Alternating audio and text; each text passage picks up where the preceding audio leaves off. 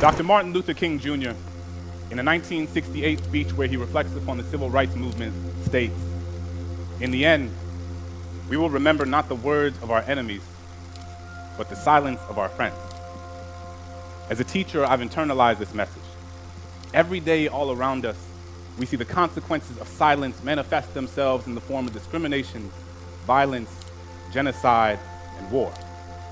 In the classroom, I challenge my students to explore the silences in their own lives through poetry.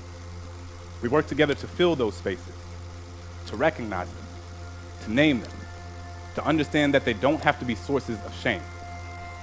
In an effort to create a culture within my classroom where students feel safe sharing the intimacies of their own silences, I have 4 core principles posted on the board that sits in the front of my class, which every student signs at the beginning of the year.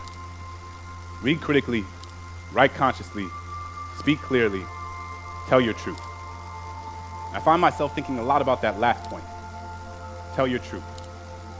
And I realized that if I was going to ask my students to speak up, I was going to have to tell my truth and be honest with them about the times where I failed to do so. So I tell them that growing up, as a kid in a Catholic family in New Orleans, during Lent, I was always taught that the most meaningful thing one could do was to give something up, sacrifice something you typically indulge in to prove to God you understand His sanctity.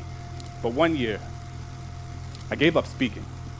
Figured the most valuable thing I could sacrifice was my own voice, but it was like I hadn't realized that I had given that up a long time ago.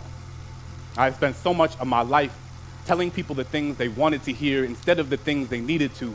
Told myself I wasn't meant to be anyone's conscience because I still had to figure out being my own, so sometimes I just wouldn't say anything, appeasing ignorance with my silence, unaware that validation doesn't need words to endorse its existence.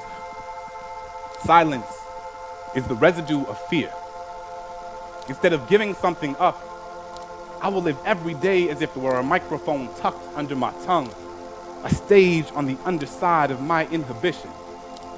Because who has to have a soapbox when all you ever needed is your voice?